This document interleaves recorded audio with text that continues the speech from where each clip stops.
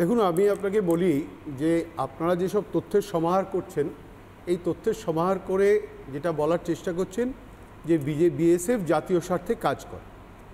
মমতা বন্দ্যোপাধ্যায় এটা কোনোভাবেই মেনে নেবেন না, অন্তত 2026 সাল পর্যন্ত, যে বিএসএফ জাতীয় স্বার্থে কাজ করে।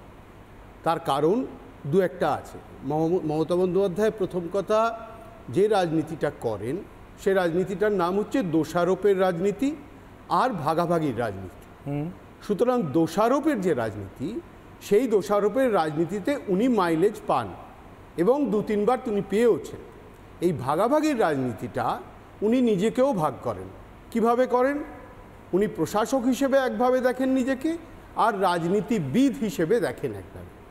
আজকে বাংলাদেশ নিয়ে উনি প্রকাশ্যেই প্রায় বলে দিয়েছেন যে আমি বাংলাদেশের ব্যাপারে কিছু বলবো না, একদম হাত ধুয়ে ফেলেছেন, আপনি খুব ভালো করে জানেন, এবং পুরো বলটাই সেন্টারের কোর্টে ঠেলে দিয়েছেন।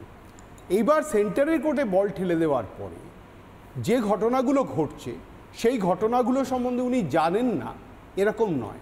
যেখানে ঘটনা ঘটেছে, বাকরাবাদ যে পঞ্চায়েত, এই পঞ্চায়েতটা কার দখল? তৃণমূলের দখল। সেইখানে ঘটনাটা ঘটছে এবং তৃণমূলের সদস্যরা ওখান থেকেই বলছে 0 পয়েন্ট থেকে 80 গজের মধ্যে ওরা বেড়া দিতে এসেছিল, আটকানো হয়েছে এবং এটা আমি প্রশাসনকে জানাবো, এরমভাবে বলে ছেড়ে দিচ্ছে। আবার দেখুন, বিএসএফের যিনি সর্বময় মানে বিএসএফের যিনি স্পোক্স পারসন, তিনি বলছেন এটা খুব ছোট ঘটনা, আমরা বসে ফ্ল্যাগ মিটিং করে ঠিক করে দেবো। এসব ওরা প্রায়ই করে। হ্যাঁ, এসব ওরা প্রায় করে। আবার আইজি নর্থ বেঙ্গল, সেও জিনিসটাকে ডাইলিউট করছে। আপনি দেখুন, সব জিনিসগুলোই যেটা দাঁড়াচ্ছে, বিএসএফ জাতীয় স্বার্থে কাজ করে এই কথাটা আপনি কি বলে অরিন্দমবাবু, অঙ্কনবাবু সবাই মিলে বলার চেষ্টা করছেন।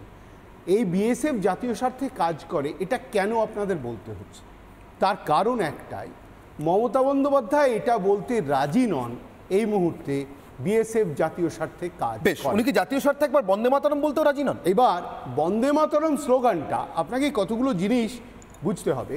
বন্দে মাতরম স্লোগানটা কিংবা জয় হিন্দ স্লোগানটা কিংবা যে কোনো স্লোগানটাই আপনি বলুন না কেন, এই স্লোগানটা যে কোনো কারণেই হোক 2026 পর্যন্ত এটা বিজেপির স্লোগান। ঠিক আছে, ঠিক ঘটনা। এবার এইটা যদি ঘটনা হয়, এই ভাষাটা যদি বিজেপির ভাষা হয়, জাতীয়তাবাদটা যদি বিজেপির ভাষা হয়, মমতা বন্দ্যোপাধ্যায় সেই ভাষাটা কিছুতেই বলবেন না। কেন বলবেন না? কারণটা কি? তার কারণ একটাই, ওনার ধারণা যেহেতু শুভেন্দুবাবু বলেছেন যে রাষ্ট্রবাদী মুসলিম হয় না, ওই জায়গা থেকে উনি কিউটা তুলে নিলেন এবং তুলে নিয়ে শুভেন্দুবাবুর উইকনেসটাকে থ্রো করে দিচ্ছেন কোথায়? ওইটাকে উনি ইউজ করে নিচ্ছেন, করে যেটা মুসলিম কনসলিডেশনে ওর কাজে লাগবে। সেটার জন্য এইভাবে যদি সত্যিই কনসলিডেশন হয়, তাহলে সেটার জন্য যদি দরকার হয় বিএসএফ কে গালাগালি করা, বন্দে মাতরম বর্ডার। আমার সময় একদম শেষ, শেষ করতে হবে, শেষ করতে হবে, শেষ করতে হবে, শেষ করতে হবে, আমাকে শেষ করতে হবে। আমি একটা কথা বলে শুধু শেষ করবো। ওই বন্দে মাতরম স্লোগানটার উৎপত্তি বাংলার মাটি থেকে, কিন্তু বিজেপি নয়। বঙ্কিমচন্দ্র চট্টোপাধ্যায়, আনন্দমঠ উপন্যাস, এগুলো মাথায় রাখলে বোধহয় ভালো করতেন মমতা বন্দ্যোপাধ্যায়। অন্তত এটুকু মাথায় রাখুন, এই বাংলাদেশে অখণ্ড অথবা বিভক্ত সব রকমভাবেই বলতে পারি।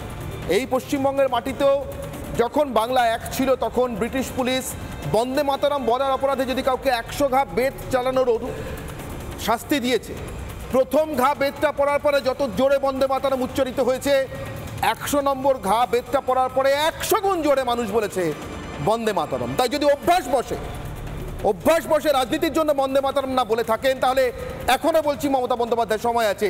বিএসএফকে গালি দেওয়ার জন্য অনেক সময় পাবেন। মালদার সুখদেবপুর সীমান্তে গিয়ে একবার মানুষের পাশে দাঁড়িয়ে, ভারতের পাশে দাঁড়িয়ে একবার বলুন বন্দে মাতরম, বলতে পারেন, এখনো সময় আছে। নানা ধরনের কন্টেন্ট দেখার জন্য লাইক করুন, শেয়ার করুন আমাদের ফেসবুক পেজ, সাবস্ক্রাইব করুন আমাদের ইউটিউব চ্যানেল। পাশাপাশি অন্যান্য ব্রেকিং নিউজের জন্য অবশ্যই চোখ রাখুন রিপাবলিক বাংলায়।